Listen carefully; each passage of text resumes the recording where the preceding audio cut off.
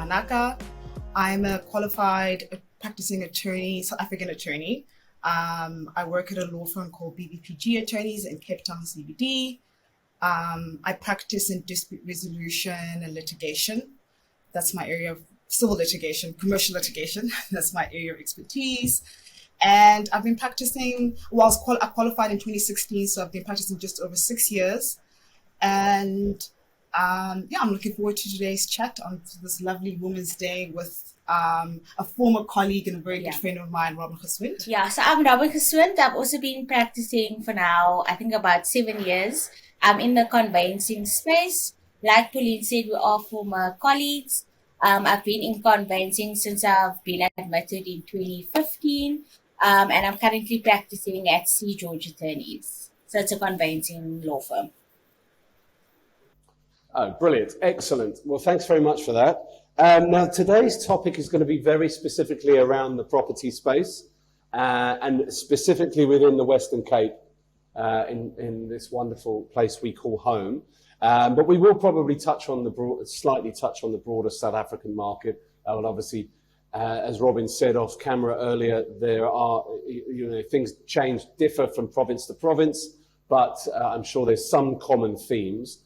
Now, the property market is a behemoth in this country, and it is, and certainly in the Western Cape, I know it's a big part of what drives a lot of the revenue that comes into the province, within the financial services industry, also within the legal industry. So, and it's gone through some turbulent times in recent years, especially with the COVID outbreak and some of the lockdowns that we had. From your point, Robyn, I'll refer to you because Pauline was off camera slightly for a second. But if I can open it up to Robyn to start with, is there any key things that we should be aware of in the property space that has changed pre-COVID and post-COVID? Yeah, so definitely with COVID, it had a huge impact on the property market. And also the interest rates that were so low. I think it was a record low of being 7% prime during COVID. So with that decrease in the interest rate, there was a lot of movement in the market with the first-time home buyers specifically because the market was more open and affordable, especially in Cape Town with the property prices, for first-time home buyers to join the property market. So we saw a big growth in that sector. And then a lot of people also still holding onto their properties where they would just take out further finance on their properties and then doing renovations instead of also just selling and buying new homes. And then also with the younger market as well, there's an increase in buying in a sectional title as well. So we also have seen a lot of changes in that aspect where people are also not too familiar with the rules and the regulations of buying in a complex, what their rights are with the complex and dealing with the body corporate and the managing agents involved. So for a lot of first-time home buyers, there were a lot of questions also. But yes, the property market has boomed, and with the increase in the interest rates now, it is slowing down a bit because obviously with the cost of living and inflation, people are just more cautious with their budget. They're taking a step back and first seeing, okay, is it affordable to buy in this market? So there is a bit of hesitancy that we are seeing. But people are still active, and obviously property is a good investment. So people are keen in getting their foot in the door when it comes to property. Okay. And Pauline, I know that you're much more on the sort of the disputes resolution side of things, the litigation side of things. But is there any fundamental changes you've seen in your space since, pre-COVID and then during COVID and after COVID? Is there anything that stands out? Yeah, I mean, so with dispute resolution, there's always going to be landlord-tenant disputes where tenants are defaulting on their rentals, but definitely during COVID compared to pre-COVID, there was an increase in commercial tenants defaulting. And you'll recall that during COVID, one of the regulations that the government had sort of suggested to commercial landlord was to relax sort of rentals and enter into commercial sort of agreements with their tenants so they pay less on rental. What happened is, as COVID came towards an end and we went from sort of level 4 to level 1, some tenants sort of held on to those deals. And instead of getting back into the swing of things and start paying up their rental, they actually went further and further into array rental. And so you sort of saw an increase in commercials, landlords having to look to potentially eject, it's called ejectment actually, try eject tenants. Whereas, usually with commercial tenants, it's 10-year lease agreements, 20-year lease agreements, it's commercial. When I say commercial, I mean malls, I mean office buildings. Those leases are usually quite long, but because of the defaults and the breaches of the lease agreements, you saw an increase in landlords looking to actually eject tenants and get new tenants. But at the same time, the market was quite quiet. If you eject a tenant, instead of trying to sort of hold them to their lease and get them to sort of sign some sort of settlement agreement or payment arrangement, it's very hard your property could sit on the market for a while now before you can get a new tenant because of the economy and, like Robyn mentioned, interest rates and this general effect that, the interest rates and the cost of living is having. So I think pre-COVID, there was always sort of landlord-tenant disputes or hike. Over COVID, it was managed a little bit through the COVID regulations, with landlords being more kinder and more willing to give discounts on rental. But as we went out of COVID, tenants that didn't step up and sort of revert back to their previous arrangements, you saw landlords coming to us dispute resolution to try and either eject tenants or hold tenants to their agreements. I think from the sale side, I think I've been involved in 1 or 2 matters where buyers unexpectedly sort of dropped out of sales. This is after they've already signed up an offer to purchase.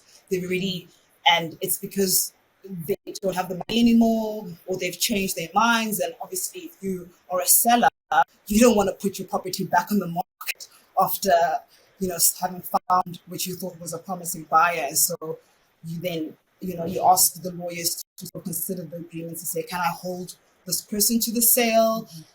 If I can't, what kind of sort of damages can I get? So that's what we've seen. We've seen an increase in definitely sort of commercial landlords looking to evict, bad tenants, sort of just lower the bad debt, I suppose, in the portfolio is a way of looking at it.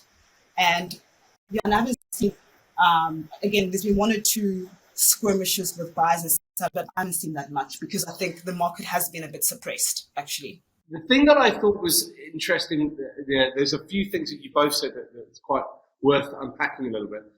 But working backwards, one of the things you said there, Pauline, was you've seen a bit of an increase in buyers pulling out after signing the offer to purchase. Now, obviously, I know every case is different, every situation is different. But I thought, I recently, about a year ago, bought a house, and I thought the rules here were that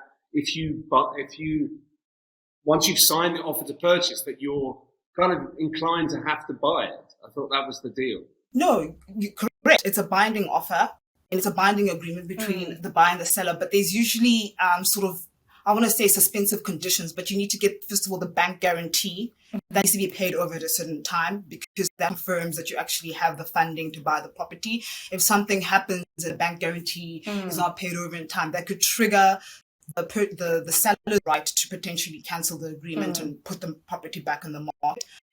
There's been other situations where people just they want to renegotiate the price last minute and the seller won't. So it's very difficult to get out of a sale once you sign that offer to purchase and or a sale agreement flows from that. And I'm not saying that lawyers have some magic one that can get either party out of the agreement. It's very difficult, and usually we're trying to negotiate to get to the parties back to the point where they fulfill the obligations arising from that offer to purchase. But we've just seen where there's a reluctancy or something happens, whether it's a delay in getting the guarantee from the bank or a purchaser rethinking about the price. He was committed to 2.5 million, but then he gets somebody with business. Yeah, well, actually, in this market, that property is probably only worth 1.9 million. You're trying to renegotiate the price, and that sort of thing happens. But those are the kind of disputes that you're not going to see them go all the way into court or anything. Yes, that really yes, happens. It's initially you pick up the phone, you call your lawyer, you say, what rights do I have? What what are the consequences? What are the consequences if I want to cancel? If I do want to cancel, what are the consequences? Am I looking at a damages claim? Yeah. Can they hold the deposit against me? Can I get my deposit back? And those are the sort of things that you speak your clients through. And usually those conversations will lead them to either stick with the agreement because they have no choice. They feel like they don't want to go into battle rounds. But sometimes it makes the seller uncomfortable, and they don't want to be dealing with, wishy-washy buyer, and they wind up being like, actually, I'd rather just move on. But in most instances, also especially with first-time buyers, they feel like they need to sign the offer to purchase. Yes. On that day, it's the pressure they get from the real estate agents. Yeah, as well, so they maybe sign away because they're concerned about their commission. Yeah. So they maybe viewed the property once, they're happy with everything. Now down the line, they've signed their bond documents, their transfer documents. It's perhaps rain, they've seen defects in the house that the seller or the agent haven't disclosed, or they find out now the transfer is from a estate, which also delays the registration of the transaction because the estate first has to be wound up at the master's office for the transfer to take effect. Or if the seller also in arrears with their rates and they don't have the money to pay it up front, that can also delay the matter, and the purchasers also get anxious to be like, what are our rights? What can we do? Can we pull out of the deal or not? So like Pauline, that's when you whip out the offer to purchase, see what clauses are in the agreement for those instances, and you just talk them through what the offer to purchase contains. So I also always advise clients, even though you feel like you are pressured from the seller and the agent, if there is an involved, you always need to ask like all your questions. Sure, you go view the property again. Some people just view the property once, they sign the documents. Then once the property is rented, a few months down the line, they tell us, oh, there was a heavy rainfall and now the roof is leaking and the insurance doesn't want to pay out. In some instances, the assessors will come out and say, but it is a old defect because of maintenance issues. And then also it's like, okay, but now you have to refer it to litigation. You need to write the sellers a letter, give them opportunity to fix up the material defects in the home. So that is also another stage of how would I put it now? So just draining more money from the transaction, whereas if you just took your time, went through the property, made sure like you did, if you can do multiple viewings, make those arrangements and ask all the questions up front so you have a better understanding of what you're getting into than just blindly signing an offer to purchase. I have a question for Robyn, actually. What happens with developments? Like there's been delayed developments of like new estates. Say you bought a unit back before COVID, and then during COVID, the development actually just get going because of funding. There was a sort of not a seize, but a suspension on the development. And so you thought you were going to move into this amazing 2-bedroom townhouse unit. In at the start of 2021, because COVID hit. It's obviously pushed back. It was pushed back. Are you entitled? And I've already signed. Can I get out of that contract? So it depends how the contract is drafted. There are specific clauses for delays on the building side with the developer. So again, it all depends on what's stated in the contract, and obviously they have these standard terms of how, especially new developments, those type of offer to purchase are structured, so they make provision for all of those delays and all of that.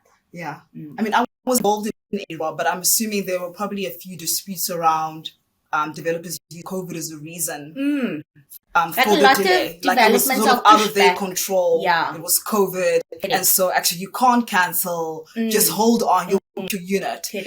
And also holding onto your deposit in that event as well. So it's just, again, it just goes back to what I mentioned before, where people were just using COVID, even as it came to an end, as an excuse for a lot of default or breaches of their obligations. Again, I saw it mostly with tenants and landlords, but I can imagine it was across the Across board, the board, in the yeah. property sector. Yeah, a lot of people were using COVID for as a reason to get out of a lot of things. I'm sure that was definitely in the real estate space. But that's really interesting because obviously, we're specifically at the moment talking more about the residential property side of things rather than the commercial side.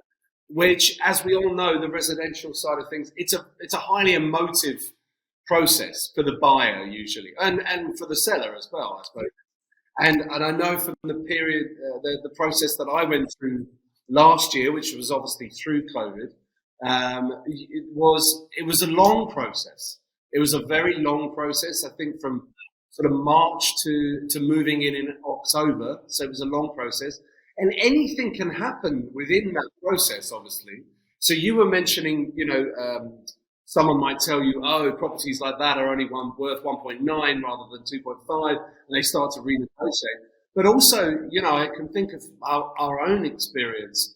We started to really mistrust the estate agent that we were kind of forced to use. There was a lot of narrative coming out of their mouths that we were kind of like, this doesn't feel right.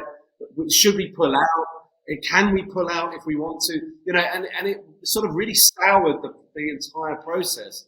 And then we obviously felt as well that they were in cahoots with the law firm that side, and things were just not going our way at all. So I can see from first-hand experience where things can change. And COVID was getting thrown around a lot. We couldn't go and visit the property when we wanted to, and things like that. And yeah, I think it's interesting what you say on that.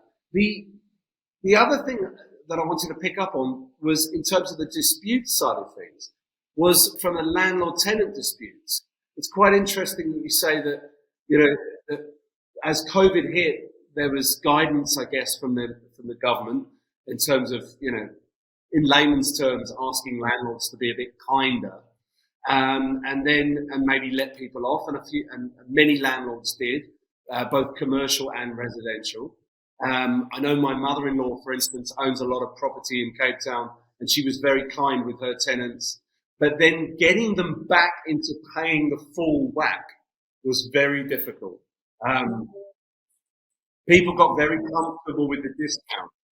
Well, I was just going to say, Pauline, but I listened to a podcast the other day, and admittedly it was from America, but they were talking about the very same things, and they were saying that people have just stopped paying, and at some point they become a like, what do they call it? Not a sitting tenant, like Well, we call them squatters. So just touching on that. So getting rid of a commercial tenant is slightly easier. Easier is a very, dodgy word than a residential tenant. In South Africa, residential tenants, you have to go through a piece of legislation called PI. We call it Passive Prevention of Illegal evictions and unlawful occupants. And basically it's a very long application, because part of the application requires you as the landlord, believe it or not, setting out that this tenant actually has what is this called? Another option to stay. What's that word? It's an English word for it. Basically they have another option to go live somewhere. Like, you have to show that they have a mother-in-law or a sister that can go live at once you kick them out. It's an obligation that's on the landlord when they bring an application to evict someone. It's called alternative occupation. It doesn't have to be like exact, but it has to be like, for instance, that this tenant has family in the city or has family in X, and if they needed to go live there, that's something you have to set out. Whereas with a commercial tenant, this is the lease agreements, these are the terms. They had to pay their rental on the first day of every single month. They failed to do so for X number of months. The rental got up to this amount. We sent them a breach notice. They failed to pay in terms of the breach notice. And now the right to cancel has arisen. We're exercising our right to cancel. We've cancelled the lease and they need to be ejected. Most of the time, even with you send a breach notice and you thereafter send a cancellation notice, tenants still don't leave. So the issue is administrative cost. The landlord has to incur the cost of bringing an application to actually eject them because you can't take the law into your own hands. You actually can't go to your building and look it up. You can't. That's spoliation. You can't take possession away from the person. So you have to take legal steps. And I think that's what most clients find so difficult about the law in that aspect, that this person has completely, defaulted. They've completely breached this agreement. I've cancelled this. They have no right lawfully to be in those premises, but you still have to incur further costs and further administrative delays, because it is a delay of having to bring an application and having the application heard in the court. And then only once you have an order from the court saying the ejectment is granted, can you then, get the sheriff to go and eject that tenant and whoever else is occupying the property under them. So, and I think that frustrates landlords or land property owners a lot. But it's the risk you're taking when you are a landlord that is leasing in the business space. It's built in. That's why a lot of lease agreements, especially commercial lease agreements, will have a clause about collecting and sort of allowing the land to sort of claw back whatever legal costs they've incurred if they have to take legal steps to enforce the lease agreement or to eject you. I'm not saying you're going to get all your legal costs back, but it is there. It's a clause in a lot of lease agreements, and as a tenant you sign the agreement, so you're bound to those terms. But getting tenants out, and that's why I went back and I said most of the time, especially with the market, which is still quite, sometimes it's better just to force the tenant to perform somehow by locking them to some sort of acknowledgement of debt or undertaking to pay whatever's owed, versus actually trying to get them out and then putting the property back on the market and hoping to get a new tenant. But these are the things that landlords have to juggle all the time now, especially in this market post-COVID and what we're seeing now with the cost of living and doing business. And obviously this is not something that any of us can comment on, but I wonder what the thought process is on the law, whoever wrote that, about making it the landlord's responsibility to prove that they've got somewhere else to go. Like, that seems complete, like you don't even know them. Like, how would you know if you've got that seems bizarre to me. I mean, well, there's a tent. You can go and have that. You can go and live on the. I don't know. That seems crazy to me. I've got to be honest. It's a mixture of two things. You have to show they probably have the means to find alternative accommodation, and or, like you said, that they can go to an aunt or whatever. And look, it's a statement you make in your application, and if the tenant is going to oppose, they're going to have to, what is the tenant going to say? Like, I don't have anyone to go to. Well, then the city and the court is entitled to say, well, the city must find you accommodation in a homeless shelter or something. Because if you're effectively going to oppose the application and say you're homeless, well, then you're in the city's hands. Most tenants don't oppose the applications because they don't want to be, left to the city to look after. But again, they will stay in the premises till the day the sheriff comes. Like, no tenant is just packing up their stuff and leaving. So you do have a bit of a squatter situation from the period when you cancel your lease agreement to the period until you get a court order to eject. And that whole time, that tenant is not paying rental. You can't necessarily market it because you don't want anyone to come see the property in the state that it's probably in. And so you're not marketing it. You're not making any rental. And until you get that court order to evict that tenant, it's a bit of a loss, that little period for the landlord. Yeah, and it just depends on how long you can swallow that loss for, I guess. Yeah, that's interesting. So look, in a snapshot, what we've got here is we've got Cape Town being probably, I've read reports before, of being the number one property market, or certainly the most expensive place to buy property in the whole of Africa. The whole continent. It might be at the bottom, but it's top of that list. So you've got that coming into COVID. Then you've got COVID hits, interest rates go down, give a bit of breathing space for people, encourages first-time buyers, as Robyn mentioned. So the market is reacting to COVID well. It's still encouraging people. Also, the thing about COVID is it was a false recession, wasn't it? because nobody really, apart from businesses downsizing a little bit, there wasn't huge job losses like there was back in 2008. There wasn't, there wasn't people. It was a different kind of downturn, so people could still afford and look forward to buying property, which is great. So the market sort of stabilizes, and then you start seeing. Well, now we're starting to see things come back to normal, as they say, which is completely untrue. Yeah, exactly. A conversation for another time. There's anything but normal at the moment, I think. So interest rates are going up. Cost of living is going up. And I can say this from a sort of someone in the job market, there's actually a bit more uncertainty in the job market now than there was during COVID. So that's probably going to have a detrimental effect on the market as well. Plus, so I think, this is probably a question for Robyn, but do you think you've seen a bit of a downturn in the conveyancing space because of the cost of living crisis that we're going through? I think it is slowly creeping in, yeah. Like I said, more people are more cautious, or they putting in their application, seeing what they qualify for. But now it's like, can I afford this bond installment every month with the interest rate increasing what it feels like every 5 seconds, and your rates is going up, your electricity is sky high. It's just that juggle of, can I actually afford it? And like you said, is my job stable and secure enough? I'm still gonna be safe in my job to be able to say, to make this commitment to say, okay, yes, ABC Bank, I am going to pay you X amount every month for the next 20 to 30 years. And you've got as well, what I found during the process, we took a small bond from one of the local banks here, and the process of getting a bond was actually quite difficult. I mean, our situation is different because both my wife and I work for ourselves, plus I'm a foreign national, so we have to go through jump through quite a few hoops.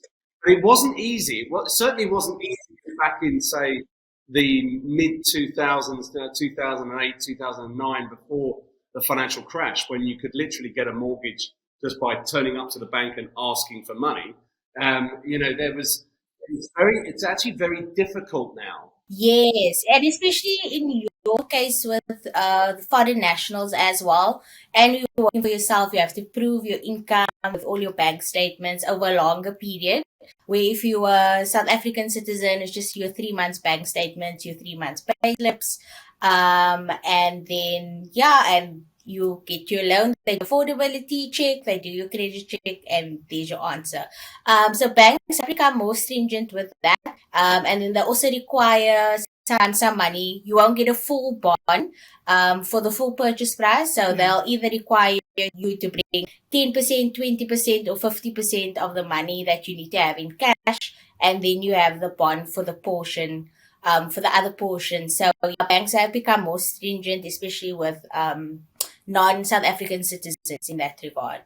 It's quite a humbling experience to have to go to someone you don't know, and then they start asking you why you spent this, that, then, and when you spent that, and it's like.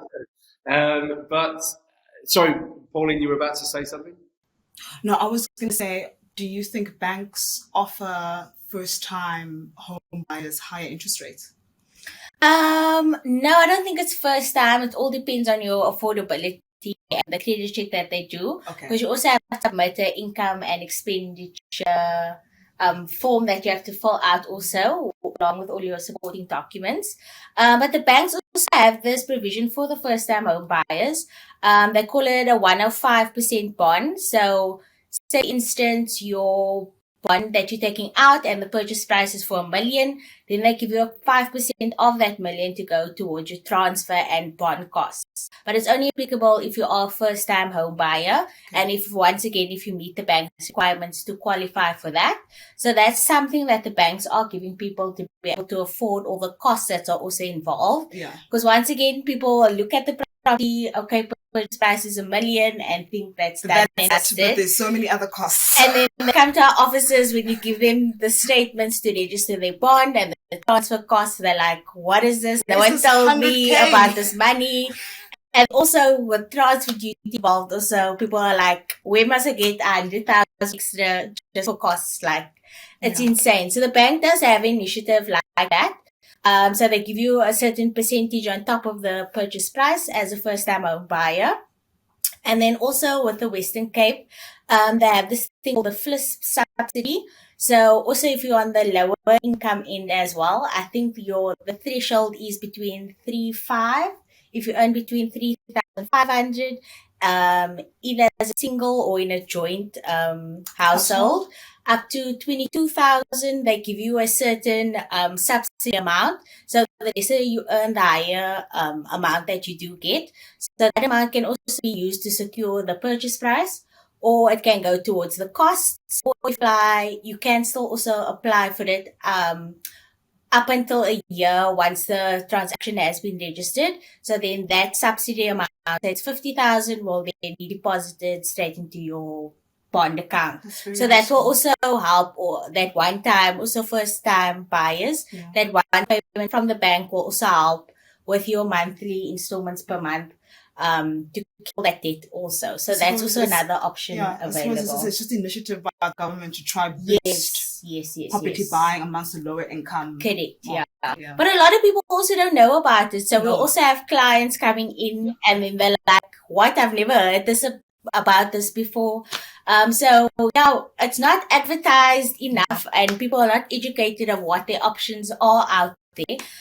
So I think on the bank side or also on the government side with the FLISP subsidy, there needs to be more noise made to tell people and encourage people that there are options available.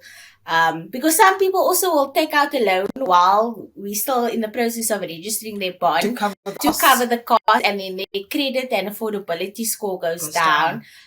So that's also like you're in a catch-22 of where people can come up with this money. So that's also an issue. We tell people don't make credit or take out loans during the time once it's registered, because you also then don't want to lose that security with the bank gave you the thumbs up and said you do qualify for the amount. And then down the line, you make all these loans to pay all these costs, and then you could potentially lose the property as well. That's really good to know, Robyn, that there are other options out there for people, because, like you both just said there, they're not particularly well advertised. And I think, I remember back from when I first bought a property many years ago, you come into this market as a first-time buyer, really uneducated about the entire process. There's nothing, and it's one of those processes that unless you've walked the walk yourself, you don't really understand exactly what the costs are involved and what the issues are. I do worry a little bit about when you said about the banks offering the 105, because that was the beginning of the financial crisis in 2008, was when the banks started getting people into negative equity from the very start. And I remember, I'm still, I can still remember the adverts that would run on TV where they were offering 120% mortgages, and they would have these adverts of like, you have big plasma TV screens and a new BMW in the driveway, and it's like, take our mortgage and kit your house out, your brand new house, and with all the latest, electronic gadgets and everything. And people did it. And of course, when the markets went down, they were, 120% on the property was a bit worrying. But obviously, that's just from me being old enough to remember. But it is important that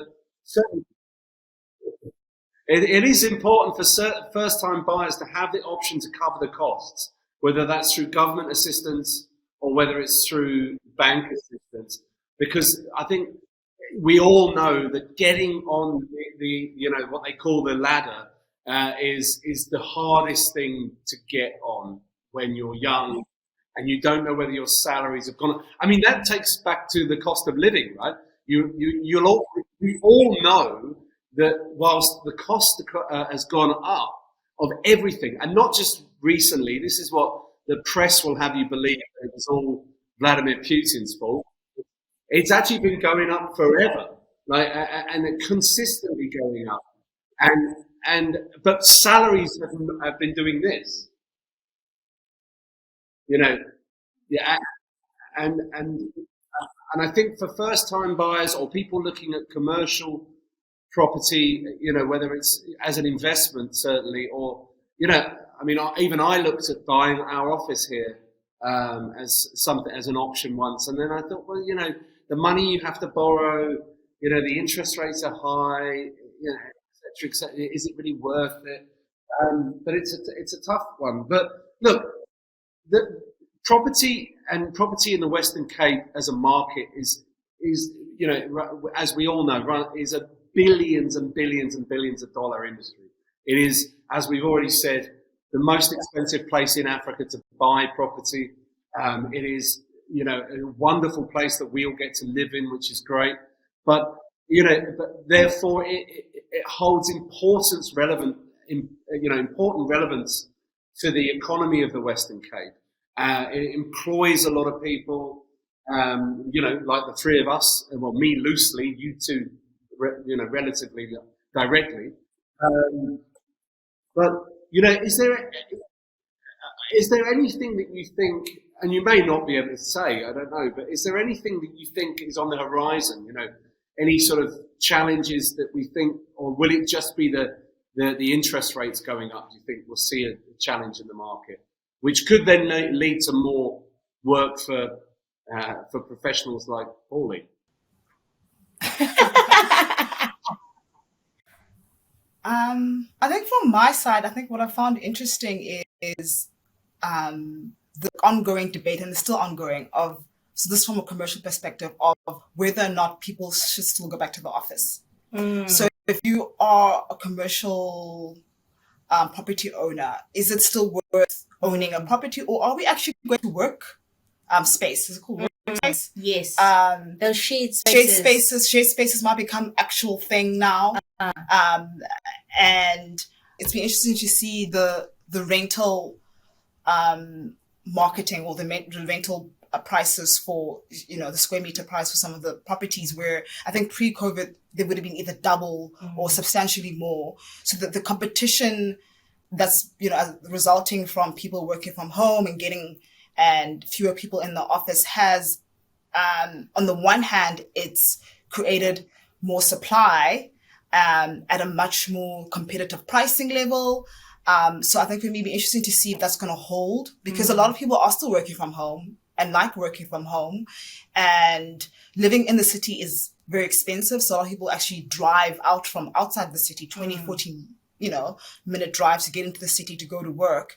But if you can tell your boss, I'm happy to work from home, what does that mean for the commercial property owner? So it'd be interesting to see if that's going to continue. I think it's going to be mixed. I think you're going to see an increase in mixed use buildings, spaces, where buildings are not just an office building. It's going to be partly, at the bottom floor might be offices, the top floor might be a penthouse. I think we're going to see an increase in mixed use buildings in the city, especially in the inner city.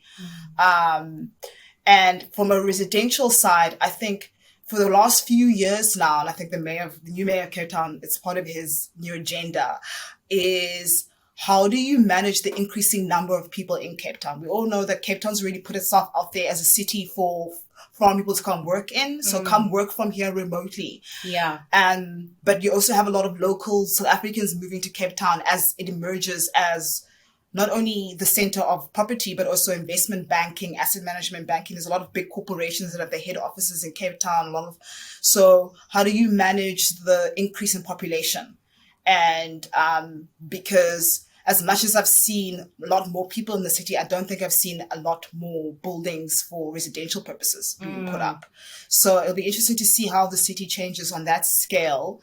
I think a lot of it is going to go back to hopefully fixing our train system, and so allowing people to live outside of the city but be able to come in here and easily. Reliable Otherwise, you're going to have the issue where I'm happy to work for you, but I'm not going to sit in my car for 40 minutes. Petrol's too expensive. I'm going to work from home, but then that suppresses the the market in terms of all these empty buildings you find Correct. in town. Yeah. You know, unless they go to a mixed use sort of space, like I mentioned. Yeah. What do you think?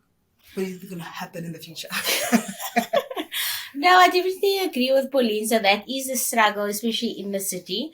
But there's also the developments in the city with the mixed use space as well. So there will be commercial property at the bottom, and then the apartments are built on top.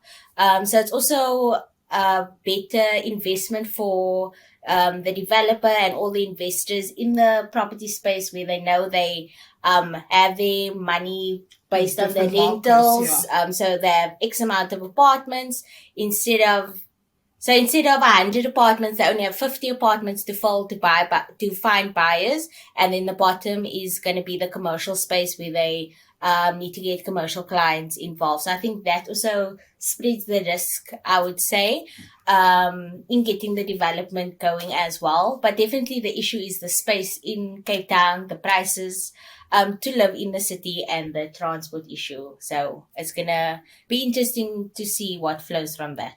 Cape Town has these unique challenges that it's hugely popular, but also within the CBD, we're talking about a finite amount of space. You know, I mean, I have been lucky enough to live in places like Hong Kong and the Cayman Islands, and I used to visit Bermuda a lot. And these are places that are hugely popular. People swarm to them, but they're limited amount of space. You know, so, and then, you know, in places like Cayman and Bermuda, there's rules, you can't go above a certain level with the house. I think it's 5 levels, 5 floors you can't go over. There's height restrictions in the city as well. There is height restrictions. But also, like you said, there's a mountain and the ocean, so where are we expanding to? Yeah. There was a recent judgment by Owen Rogers. Actually, I forgot the name of it, but it's come out, and it's confusing builders about whether or not you can build above the roof. So you'll have a roof, and whether or not you can put appendages on the roof, and that takes you above the height restriction. Whereas in the past, it was you can if where the building ends at the top, as long as that meets the height restriction, it's fine. If you put anything on top, it doesn't matter. That doesn't count. It doesn't. Oh. But now the judgment says that, for instance, if your building is 5 meters up, but if you put a pot plant and that pot plant goes above the 5 meters, then you're actually you're over the limit. It's and there's a lot of buildings currently in Cape Town that are basically what's it called? If you follow that judgment, the buildings are what's the word? Not in danger. They're not correct. Like they haven't been built correctly. Like they don't follow the rules in terms of that judgment. But I mean, it's a judgment. There's the SCA and the Concourt that will decide if it's finalized. It's a high court judgment. But it's things like that. So, like, I mean, I don't know. I mean, Hong Kong, I don't know how high those buildings are, but there's restrictions in Cape Town. You can't build to a certain height, and it costs money. Yeah, well, Hong Kong's ridiculous. I mean, it's 11,000 skyscrapers on every patch of grass. They'll build another one.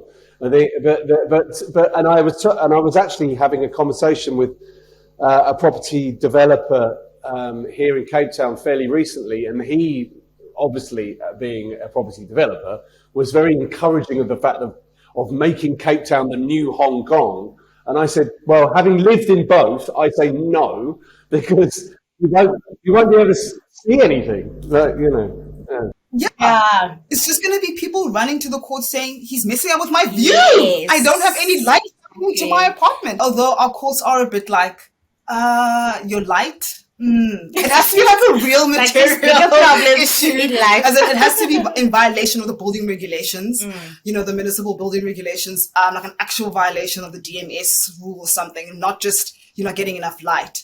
I don't know if you've seen, there's been a lot of development in Camps Bay, a lot of hotels coming up, and a lot of old residents ran to court saying, if that building comes up, I'm not going to be able to see the ocean at all. I'm not saying the court won't consider your view, but it's not it's not the be all and end all. It actually needs to be a violation of a DMS regulation or a building regulation before they're going to stop that building going up. But so I think we're far away from Hong Kong though, because it's just going to be hundreds of people running to the court and caucuses and communities and the Camps Bay Homeowners Association is going to be like, no, this is not happening.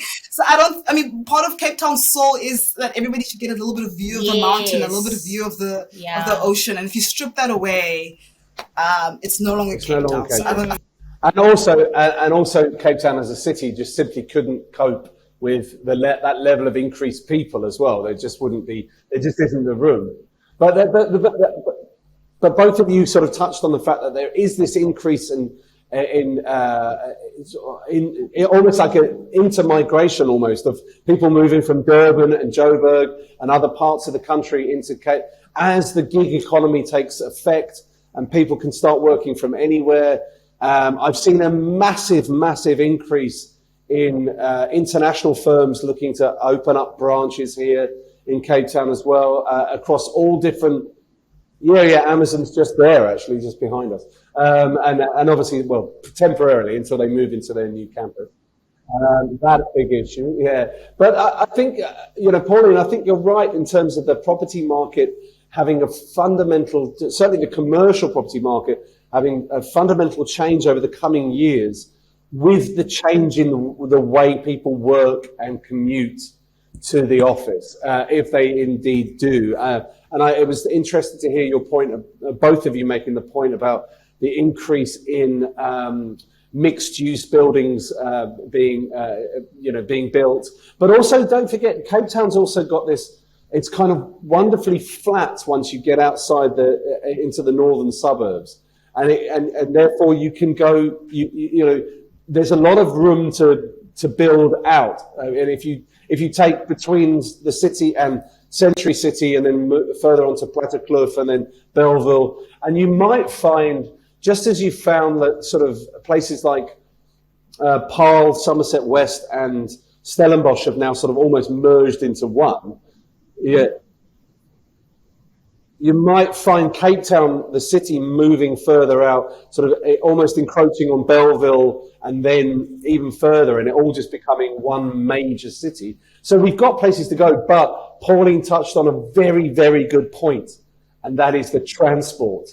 Because if they don't get the train service working, then we'll have no way of getting anywhere anyway. But that also needs to be looked at. So yes, the young mayor of Cape Town, I think his name's Jordan, has got his work cut out with everything that he's facing.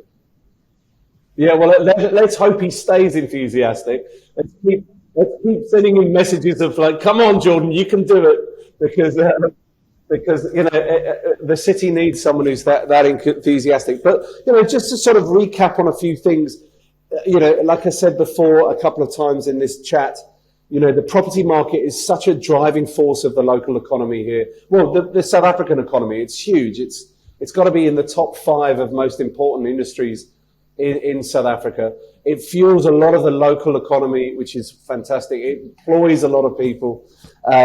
It's going through specific challenges. And I don't know whether you would agree with this, but I think all the challenges we're facing as people, but as also as employees, as well as consumers, it's all coming very quickly at the moment. Things seem to be happening one after the other. And the interest rates increasing are going to concern people.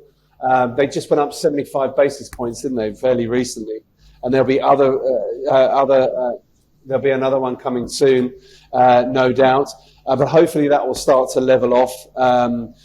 Because obviously that's not usually tied in with such a huge inflation as well. And on that point, the inflation point, I don't know where they get their figures of like 11% or whatever it is, because my petrol has doubled, and so that would constitute 100% in my head. Maybe I'm wrong, but the percentage effect, when you actually work it out, we each individually know what the actual monetary effect, when we do our groceries and we put in our petrol, when we buy gas, we know what the actual impact is. And it's double. Yeah. It's insane. It's insane. We know that it's doubled, but and that does affect. But that also, from a legal perspective, when people are coming to either Robyn to purchase or to Pauline to get them out of trouble or get them out of a situation or navigate a situation, that also comes into effect because businesses have got less money, people have got less money. So I guess you guys are probably having to feel it a little bit in terms of, I suppose certainly from you, Pauline, would be to whether to advise them to really go. It's going to be very expensive. It's going to be this. Are you sure you want to do this? I think you touched on it at the beginning. The ideal scenario is to negotiate them back to what they originally decided to do, get them back to their original decision as best possible. So that's really interesting.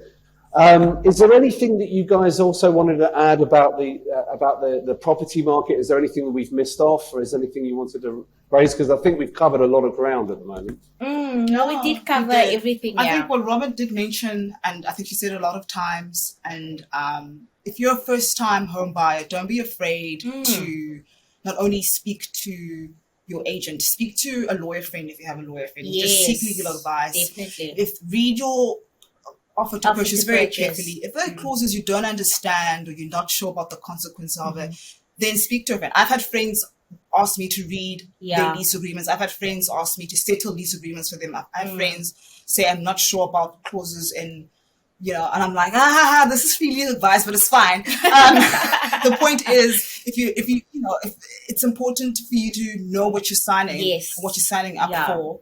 And also, while you're in that process with attorneys, ask all your questions. Yes. I always ask clients, do you have any questions? If anything comes to mind, don't hesitate to give us a call. We're here to explain everything to you and get you through this process. So, a lot of times people are just too scared or intimidated. They just sign. Or they feel like they're wasting the lawyer's time. And then they're like, job, what you doing? I mean, that's what they're paying us to do at the end of the day. So, yes, definitely just be more assertive, I would say. Because you are a part of the deal, a very important part of the deal in any event. So definitely just ask a lot of questions and make sure you know what you're getting yourself into as best. I think that's a really good point. I think, just to add to that, Robyn, but we'll add both of you, is, things like the thing that Robyn brought up earlier about the assistance that is possibly available for, say, first-time buyers is to remind people to ask, is there anything out there that can help me? Is there any schemes or government grants that I can be approved for? Because again, people don't know what to ask because they've never been through that process before, so they're not sure what to ask. And look, I'm not slagging off real estate agents at all. I think they do a wonderful job. Some of them are very, very nice. Some of them are very good. Some of them are very knowledgeable. But be careful with every single one of them because they do get paid on commission and they will not necessarily tell you everything straight away. And you need to make sure that I felt with my real estate agent recently that I was things weren't being told to me, and also that I was being pushed into things. And I would advise anybody out there, whether they're making a commercial purchase or whether they're making a residential purchase, is just, if you don't feel comfortable, just take a step back. You don't have to sign anything. And also, this is something, they might try to get you to use their conveyancer, but I think you can use any conveyancer, can't you?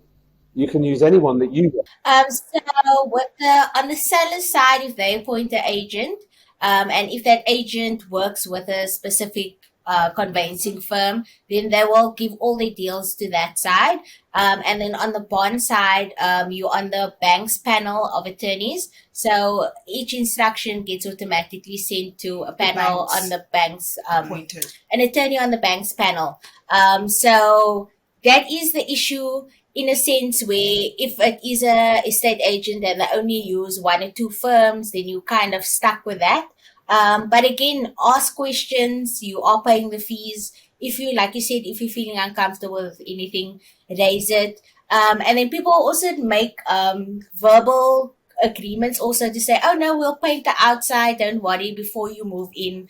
I'm like, did you sign an addendum? The property is going to register, you upset, you don't want it to go forward, but there's nothing in the contract, there's nothing written down. There's no addendum to the sale agreement to say you want this down.